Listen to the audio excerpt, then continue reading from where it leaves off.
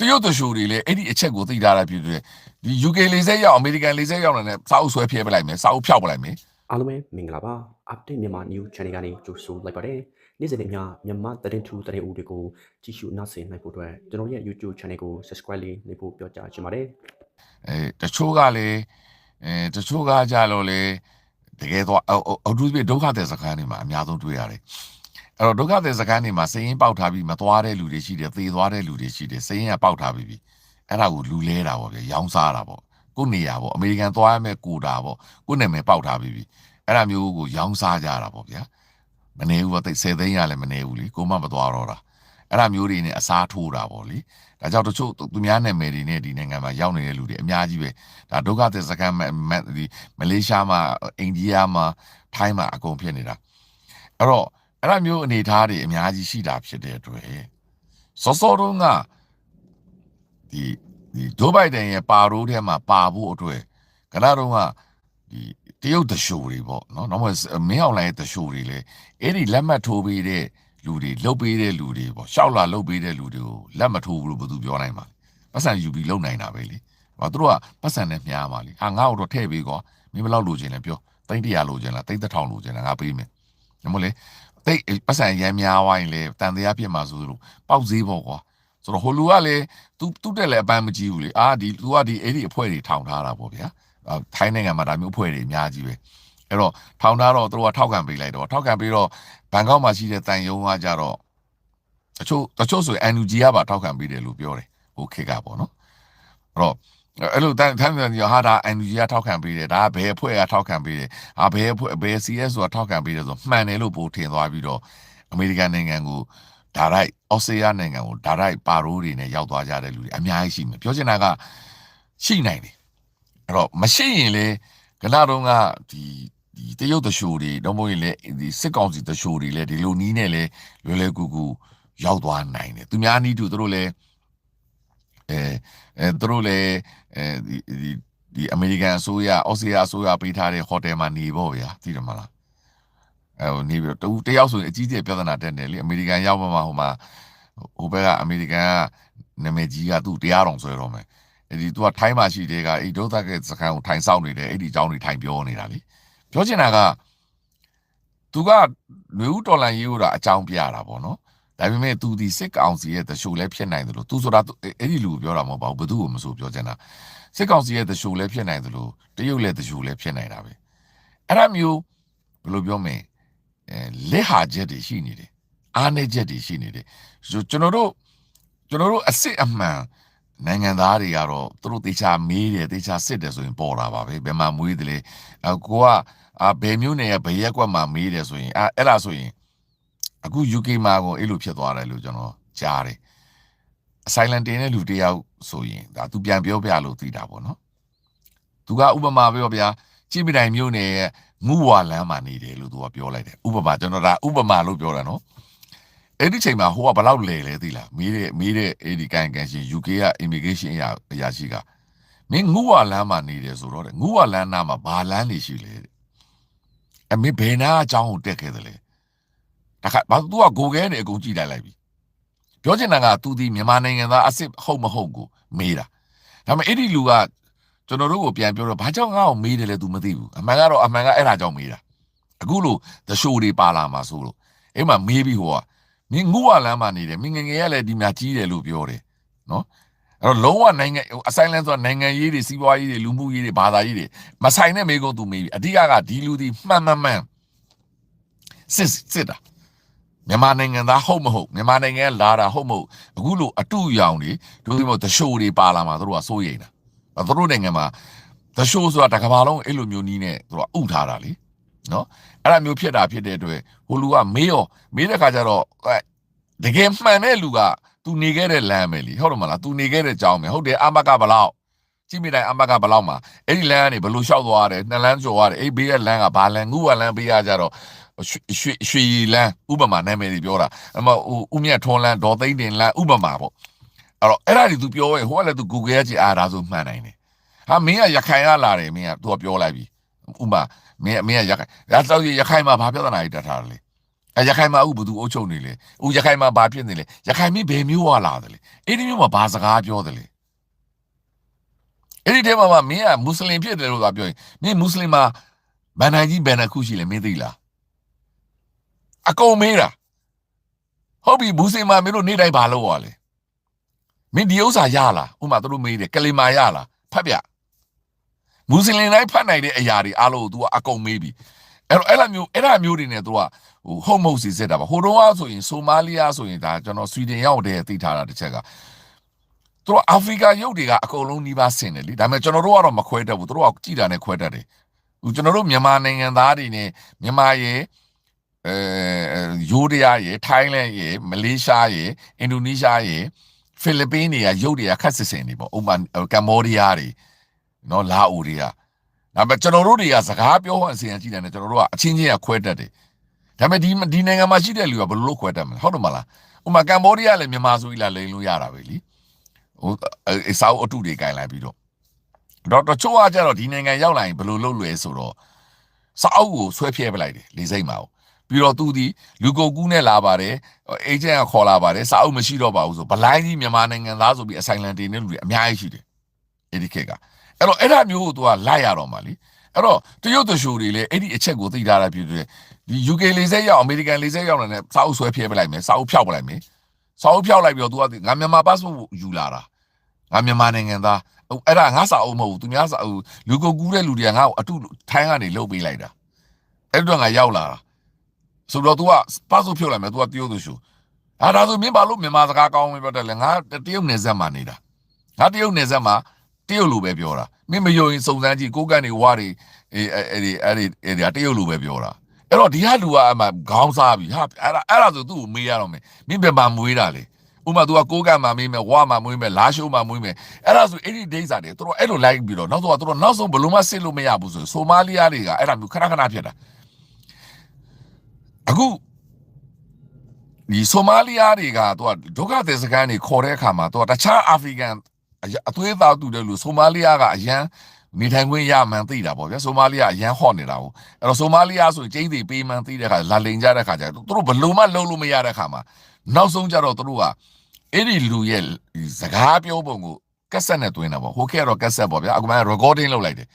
လုပ်ပြီးတော့မှအဲ့ဒါကို language lab လို့ခေါ်တဲ့အဲ့ဒီစကားပြောကိုသူသေသနာဒီ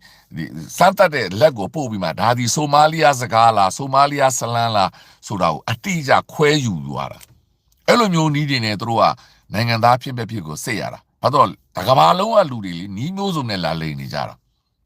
အဲ့တော့ကျွန်တော်တို့မြန်မာနိုင်ငံမှာဆိုလေတရုတ်စကားပြောတယ်ဆိုရင်လေသူ့ကိုမြန်မာနိုင်ငံသားမဟုတ်ဘူးလို့ညင်းရခက်ပဲဘာဖြစ်လို့လဲဆိုတော့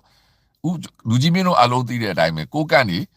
မွားတွေမိုင်းလားတွေကတရုတ်လိုပဲပြောတာအခုလာရှိုးမှာတော့တရုတ်လိုပြောသွားတဲ့အတွက်အခုဘယ်လိုပြောမလဲဟိုတရုတ်လိုင်စင်တွေပါနေသူတို့ပေးအုပ်ချုပ်လိုက်တယ်သူတို့အကုန်လုံးတရုတ်စာတွေလုပ်ပလိုက်တာအဲ့တော့အဲ့ဒီလူမျိုးတွေကလည်းဒါဆိုရင်တရုတ်တရှိုတွေကအေးရရင်တစင်မြန်မာ passport ကင်ပြီးတော့အမေရိကန်လိုအနောက်နိုင်ငံတွေလာဖို့အတွက်အလွန်လွယ်တဲ့အခွင့်အရေးဖြစ်သွားတာဘာလို့ immigration ကအရန်လွယ်နေတာဟုတ်မြန်မာနိုင်ငံရဲ့အနေအထားအရအဲ့တော့အဲ့လိုမျိုးအနေအထားတွေဖြစ်တဲ့အတွက်သူတို့ဘက်ကလည်းအဲ့လိုမျိုးရောက်နေတဲ့လူတွေများသူတို့တန်တရားရှိတဲ့လူများတွေ့ထားလားမပြောတတ်ဘူးဒါမှမဟုတ်လေသူတို့တိသွားလို့ပေါ်သွားလို့သူတို့အဆိုင်လန်ငင်းလိုက်တာတွေရှိလို့လည်းဖြစ်နိုင်တယ်အဲ့ဒီအချက်လက်များအရာအခု16နိုင်ငံစရင်းထဲမှာမြန်မာနိုင်ငံကိုထည့်လိုက်တာလည်းဖြစ်နိုင်တယ်ပြောချင်တာကသမ္မတထရန့်ကညစ်ပတ်ပြီးတော့ကျွန်တော်တို့မပေးတာမဖြစ်နိုင်ဘူးသူတို့မှာခိုင်မာတဲ့အကြောင်းပြချက်ရှိကိုရှိမယ်ဒါကြောင့်သူဒီအကြမ်းပြင်းပြောထားတယ်အဲ့ဒီနိုင်ငံတွေကစီစစ်ဖို့အရန်ခက်တယ်အဲ့ဒီစကားအရန်တာသွားတာအမှန်ပဲလေတကယ်စီစစ်ရလည်းခက်တယ်ကျွန်တော်တို့လိုမြန်မာနိုင်ငံသားရန်ကုန်သားမန္တလေးသားအစ်စ်တွေကတော့ဘယ်သူမှမလိမ်ဘူးလေအဲ့ဒါမျိုးလာပြီးလိမ်မဲ့အတုအယောင်သမားတွေအဲ့ဒီလူတွေကလည်းသူတို့နိုင်ငံရဲ့လုံခြုံရေးကိုထိခိုက်နိုင်တော့တရုတ်နိုင်ငံအိန္ဒိယနိုင်ငံရဲ့တရှိုးတွေပါလာရင်ဘယ်လိုလုပ်မလဲတရှိုးဆိုတာဒါမျိုးနဲ့စိတ်သွင်းတာလေအဲ့တော့အဲ့ဒါမျိုးအနေအထားများအရာဖြစ်တယ်လို့ဖြစ်နိုင်တယ်ဆိုတာကိုကျွန်တော်ကနောက်တစ်ခုကလှုပ်ပေးတဲ့လူတွေလည်းလှုပ်ပေးလိုက်နိုင်တာပေါ့ဒါပေမဲ့ဒီနိုင်ငံမှာတော့ကျွန်တော်သိသလောက်တော့သူ့မွတ်စလင်ကလည်းမြန်မာပြည်ကမွတ်စလင်မဟုတ်ရင်တော့မထိုးပေးပါဘူးသူ့ရိုဟင်ဂျာကလည်းမြန်မာပြည်ကရိုဟင်ဂျာမဟုတ်ရင်မထိုးပေးသလိုကျန်တဲ့ဒီ NLD ကလည်းမြန်မာပြည်ကလူမှန်သူကစကားပြောတာနဲ့သိတယ်လေမြန်မာချင်းချင်းကစကားပြောကြည့်တာနဲ့သိတယ်လိန်လို့မရဘူး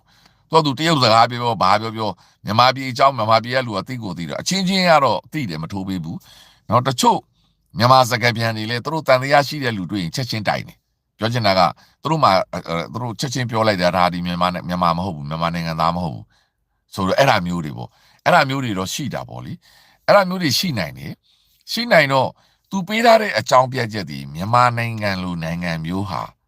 face စိတ်ဖြစ်သွားပြီ face စိတ်ဖြစ်နေတာဖြစ်တဲ့အတွက်ဒါတွေစီစစ်ဖို့အလွန်အမတန်ခက်ခဲတယ်ဆိုတာအလွန်အမတန်ကောင်းတဲ့အကြောင်းပြချက်ဖြစ်နိုင်ပါတယ်ပြောချင်တာကအညိုးအာဃာတနဲ့အမေရိကန်လူဝင်မှုကြီးကြပ်ရေးနဲ့သမ္မတထရန့်အစိုးရကတော့မတရားလုပ်တာတော့မဖြစ်နိုင်ဘူးဒီလိုအချက်လက်တွေလည်းပါလာနိုင်တယ်ဆိုတာကတော့ဖြစ်နိုင်ခြေရှိတယ်ဆိုတာကိုကျွန်တော်ကသုံးသပ်တင်ပြပေးတာဘယ်လိုပဲဖြစ်ဖြစ်အခုကျွန်တော်တို့ပြောတဲ့ဒီ TPS ပေါ့နော်ဒီ temporary protection status ပေါ့နော်ဒီလူတွေက asylum တင်လို့ရသေးတယ်ဆိုတော့အခုမနေ့ကဖြစ်စဉ်ရ asylum မှာတင်လို့မရတော့ဗျာဒါကြောင့်နိုင်ငံတကာနိုင်ငံကဥပဒေဆိုတာအချိန်မီပြောင်းနိုင်တာဖြစ်တဲ့အတွက်ကိုကနောက်ကျလိုက်တာနဲ့အဲ့ဒီလူတွေလည်းအခွင့်အရေးဆုံးရှုံးသွားတဲ့သဘောရှိတယ်အဲ့တော့သမ္မတထရန့်မနေ့ကပြောတဲ့အဲမှာ third world country လို့သူကသုံးသွားတယ်အဲ့ဒီ third world country ဆိုတာဖွံ့ဖြိုးစားနိုင်ငံဆင်းရဲတဲ့နိုင်ငံကိုပြောချင်တာတော့အဲ့ဒီနိုင်ငံကလူတွေလည်းအများစုပဲအဆိုင်လန်လာတင်တာပါဥပမာထိုင်းနိုင်ငံတော့အဆိုင်လန်ဘယ်သူမှမတင်ပါဘူးနော်မလေးရှားဝေးသူတို့ဘရောမအထိုင်လန်တင်ဖို့သူတို့မစင်စားဘူးအဲ့တော့ဖြစ်ဖို့များတာကဘယ်နိုင်ငံအားလုံးပါတယ်လို့အတိအကျတော့မပြောသေးဘူးဒါပေမဲ့16နိုင်ငံပါတယ်ဆိုပြီးတော့စရင်းတွေကတော့ထွက်နေပြီအဲ့ဒီထဲမှာမြန်မာပါပါတယ်အဲ့တော့မင်းအောင်လှိုင်နဲ့ဒီတရုတ်ရဲ့မြန်မာနိုင်ငံပေါ်မှာအခုဖြစ်နေတဲ့ဗယံမတာအနေအထားကိုကြည့်ပြီးတော့သူတို့ကောက်ချက်ချတဲ့သဘောရှိတယ်ဒိုဒီမို့အမေရိကန်နိုင်ငံမှာရောက်နေတဲ့ရာဇဝတ်မှုခင်းတွေပေါ့နော်ဒီ Elon Musk ကသူစင်းထုတ်လိုက်တဲ့အခါမှာ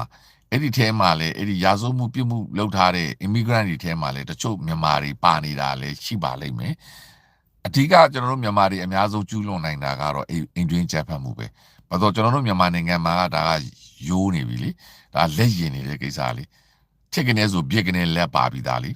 ဥမာသားသမီးကိုအဖေကနပန်ကျင်းတာတို့ကျွန်တော်တော့ခဏခဏအရင်တော့ဖြစ်တယ်ဥမနေထိန်တာနမို့ထောင်ကြမှာနော်ဟိုကျွန်တော်တို့မြန်မာပြည်ကလူတွေကမိမဆိုရင်လည်းစကားပြောရင်လက်ကနေပြစ်ကနေပါကျင်တာဒါတွေကကျွန်တော်တို့မြန်မာနိုင်ငံမှာကဒါကဟိုဘယ်လိုပြောမလဲဖြစ်လိဖြစ်တာပုံစံရှိနေတယ်အိမ်တွင်းချက်ဖက်ဆိုလည်းနားမလဲဘူးအထုမြင်အသက်တင်ပေါ့နော်လင်မယားတွေရန်ဖြစ်ကြတယ်လက်ပါချီပါဒူပါအဲ့ဒါမျိုးတွေပေါ့နော်ဒါတွေကအိမ်တွင်းချက်ဖက်တွေနောက်သားသမီးတွေကိုဆုံးမတဲ့အခါမှာနဗန်ကျင်းတာတို့ဘာတို့ပေါ့နော်ဆရာမကတပည့်တွေကိုဆရာမတဲ့အခါမှာချိန်နဲ့ရိုက်တာတို့ဒီတယ်မလားပါရိုက်နားရိုက်လုပ်တာတို့ထိုင်ထလုပ်ခိုင်းတာတို့တချို့ဆိုရင်ဗာလဲဆန်စစ်ပေါ်မှာဒူးထောက်ခိုင်းတာတို့ကိုဒီတောင်ငငယ်တုန်းကဒါတွေကြုံခဲ့ရတာတွေအများကြီးရှိတယ်နော်ဟိုခိုးပါတယ်ဆိုပြီးတော့ယူနီပူတဲ့နှိုက်ခိုင်းပြီးတော့ပူရင်ခိုးပါဒါမျိုးတွေပေါ့ဗျာဟိုနှိမ့်စစ်နီးပုံမြောက်များစွာကိုမြန်မာနိုင်ငံမှာအများကြီးလုပ်နေကြတယ်ဒါဟာအဲ့ဒါမျိုးတွေအားလုံးဒီနိုင်ငံရောက်လာတဲ့အခါမှာဟိုကိုမသိဘဲနဲ့လုပ်ကြတာပေါ့ဟိုအော်ဟစ်တာတွေစူညံတာတွေဟိုကြမ်းတမ်းတာတွေပေါ့စိတ်ကြမ်းလူကြမ်းတွေပေါ့နော်ဒါကတော့ကျွန်တော်တို့နိုင်ငံမှာဒါအခုပဲကြည်လေးဒီမှာတက်ဆဲနေကြတာအဲ့ဒါစိတ်ကြမ်းလူကြမ်းအဖွဲ့ပဲလေဘာတော့စစ်အာဏာရှင်စနစ်တစ်ခုလုံးကကျွန်တော်တို့ရဲ့ဒီပြောပုံဆိုပုံနေပုံတိုင်းပုံဆဲဆိုတာတွေကြမ်းတမ်းတာတွေဟိုကျွန်တော်တို့ဆိုရင်ဒါကျွန်တော်ကအစပါပါတယ်ဒါကျွန်တော်လိုက်ပြောလို့သတိထားနေတာစကားပြောရင်တိုင်းပြီးတော့ပြောတာတွေနော်တိုင်းပြီးတော့ဆဲတာတွေနော်အဲ့ဒါတွေအရန်သုံးတယ်နော်ဒီနိုင်ငံမှာတော့ F စကားလုံးခေါ်တာပေါ့ကျွန်တော်တို့နိုင်ငံမှာကအဲ့ဒါမျိုးတွေအရန်ဖြစ်တဲ့ခါကျတော့တယောက်ပေါက်ကွဲကြတယ်နော်အဲ့တော့ဒါကြီးကလက်ရင်နေကြတာပေါ့ဗျာနော်အဲ့ဒါမျိုးတွေနဲ့အိမ်တွင်းကြမ်းဖက်မှုတွေနဲ့ညှိထားတာတွေရှိမှာပေါ့ဗျာနောက်တချို့ကြတော့လေလစ်မလားဆိုပြီးတော့ခိုးတာတွေပါရှိမှာပေါ့ဗျာတချို့ကြတော့လစ်မလားဆိုပြီးတော့မြန်မာပြည်အတိုင်းပဲလေမြန်မာနိုင်ငံမှာကအရက်မူပြီးမကားလို့ကြိုက်သလောက်တောက်ပြီးတော့မောင်းလဲဘယ်သူမှအရေးမယူဘူးနော်အရက်တောက်တာမှပက်ပက်ဆက်ဆက်တောက်ပြီးညဘက်ကျရင်ကာမောင်းပြီးပြန်ကြတယ်ဒါကြောင့်လေတိုက်ကြတယ်အဲ့ဒါမျိုးနဲ့ဒီနိုင်ငံဒီမှာအရက်တောက်အရက်ကြိုက်တဲ့လူတွေကကားတက်မောင်းလို့မိတာတွေပေါ့နော်ဒဏ်ငွေရိုက်တာတွေ accident ဖြစ်တာတွေနော်ဟိုသူများကို accident ဖြစ်ပြီးတော့ ကားမောင်းလို့သူတို့ကကားမောင်းကျွမ်းကျင်တယ်ပေါ့ဗျာနော်ကျွန်တော်တို့နိုင်ငံရဲ့ထုံးစံတိုင်းနဲ့ကားမောင်းတယ်တွေအရန်ကျန်းတယ်ဝင်တာထွက်တာတွေအရန်ကျန်းဘက်ကင်ထိုးတာတွေအရန်ကျန်းစိတ်ကျန်းလူကျန်းတွေပေါ့အဲ့ဒါမျိုးအထာတွေနဲ့ဒီနိုင်ငံမှာမောင်းကြတဲ့ခါကျတော့ accident တွေဖြစ်တာတွေဒါမျိုးတွေပေါ့ဗျာမဖြစ်သင့်မဖြစ်တိုက်တဲ့ကိစ္စရက်တွေအများကြီးဖြစ်ထားတဲ့ခါကျတော့ကျွန်တော်ဆိုလိုချင်တာကလူဝင်မှုရွှေ့ပြောင်းလာတဲ့သူများကို favor လုပ်တဲ့အစိုးရဆိုရင်တော့မသိကြအောင်ဆောင်းလိုက်တာပေါ့ဗျာဥမာ Democrat ပေါ့ Democrat ကဒီရွှေ့ပြောင်းလာတဲ့လူတွေကို तू က favor လုပ်တယ် तू ကဒါတယောက်ဖြစ်တာပဲဒါတစ်မျိုးလုံးနဲ့မဆိုင်ဘူးလေဒါ discriminate လုပ်တယ်လို့ခေါ်တာပေါ့ငခုံးမတကောင်ကြောင့်တယောက်တော်လို့ပုတ်စရာမလိုဘူးလीဒီတယောက်ကျူးလွန်လာတဲ့အဲ့တစ်မျိုးလုံးကိုဒုက္ခပေးရမယ်ဆိုတာကဒါအာဏာရှင်အတွေးခေါ်ပဲလीနော်ဒါပေမဲ့အဲ့ဒါမျိုး policy ကိုကြတော့ Democrat တွေဒီနိုင်ငံမှာဆို Labor တို့ဘာတို့ကနည်းနည်းဘယ်လိုပြောမလဲဒီ Social Democrat တွေကနည်းနည်းလေးကြည်တယ်ပေါ့ဗျာနော်Merkel ပေါ့ Merkel ဆိုတာ Social Democrat လေးဂျာမန်ဝန်ကြီးချုပ်အောင်ဒါကြောင့်သူစီးရီးယားတဖန်ကိုလက်ခံမလိုက်တာနော်ဆွီဒင်နိုင်ငံမှာဆိုလဲစီးရီးယားကလေးငယ်မိဘမဲ့ကလေး9000သိန်းကိုလက်ခံမလိုက်တာဘာလို့လဲ Social Democrat တွေအုပ်ချုပ်တာကိုဒါပေမဲ့လက်ရစွန်းတွေကငကိုတဲက immigrant ကို favor မဖြစ်ဘူးသူတို့နိုင်ငံမှာလာပြီးတော့အနိုင်ကျင့်ပြီးစားနေတာသူတို့နိုင်ငံပတ်စံတွေလာပြီးယူနေတာအခွင့်အရေးယူနေတာရာဇဝမှုလာလုပ်နေတာသူတို့ကပြောချင်တာကဂျဘိုးတခိုးလို့သတ်မှတ်ချင်တာဗျာနော်အဲ့လိုသတ်မှတ်ချင်တဲ့လူတွေကိုကိုကမဲပေးထားတယ်လေမဲပေးထားတော့အဲ့ဒါမျိုးစဉ်းစားပုံရှိတဲ့ policy စဉ်းစားပုံရှိတဲ့မက်ဂါတွေလက်ထက်မှာအနေထိုင်နေစင်ကျင်တင်တာပေါ့မစင်ကျင်မင်းနဲ့မနေ့ကလို့လာပြီးရာဇဝမှုလုပ်တော့ तू ကငကိုတဲကအကြောင်းရှာနေတာလေငကိုတဲက तू ကဒီရွှေ့ပြောင်းလာတဲ့လူတွေကိုမောင်းထုတ်ချင်တာသူ့နိုင်ငံကနေပြီးတော့လက်မခံချင်တာကိုဘာလို့သူ့ကိုထောက်ခံတဲ့လူအများစုကအဲ့ဒါကိုစန့်ကျင်တဲ့လူတွေလေကျွန်တော်တို့ UK မှာဆို Nigel Farage ပေါ့နော်အခု Reform Party ကသူအဲ့ဒါနဲ့လှုပ်ရှားနေတာအဲ့တော့အဲ့လိုမျိုးလူမျိုးကိုပြောခွင့်ရအောင်လောက်ကွက်ပြီးသလိုဖြစ်သွားတာပေါ့အဲ့တော့ငကိုတဲကသူတို့ကလှုပ်ချင်နေတာသူတို့ကရမဲရှာနေတာအကြောင်းရှာနေတဲ့အချိန်မှာကွက်တီတာဖြစ်တာပေါ့ကွက်တီဖြစ်တော့ဒီပြစ်ခတ်မှုဖြစ်တော့ तू ကငကိုတဲကအကြောင်းရှာနေတာလေငကိုတဲက तू ကပိတ်ချင်နေတာငကိုတဲကလည်းအဲ့ဒီအမေရိကန်နိုင်ငံသားဖြစ်ပြီးမှ तू ကြည့်မရတဲ့လူတွေကိုပြန်ပို့ချင်တာအဲ့ဒီထဲမှာ तू ကြည့်မရဆုံးလူကတယောက်ရှိပါတယ်သတိထားမိလားမသိအမေရိကန်သမ္မတဒေါ်နယ်ထရန့်ကနိုင်ငံသားဖြစ်နေပြီလွှတ်တော်ကိုယ်စားလှယ်တောင်ဖြစ်နေပြီအဲ့ဒီလူကိုပြန်ပို့မယ်တကယ်ပြောနေတဲ့လူတယောက်ရှိတယ်နော်ဒါ तू ကတော့အမေရိကန်မှာမွေးထားတာမဟုတ်ဘူးအမေရိကန်ငယ်ငယ်လေးရောက်တာတယ်အမေရိကန်လွှတ်တော်မှာလည်းရောက်နေပြီ तू ကအဲ့ဒီလူကိုပြန်ပို့ရမယ်ဆိုတကယ်ပြောနေတာမနေ့က तू ရေးတဲ့ comment ထဲမှာအဲ့ဒီလူအကြောင်းပါသေးတယ်ဘယ်သူလဲအားလုံးမင်္ဂလာပါဒါကတော့ကျွန်တော်တို့က PhD တန်းဖြစ်တာဖြစ်တယ်နည်းနည်းစကားခွက်လေးပေါ့ဘယ်သူလဲ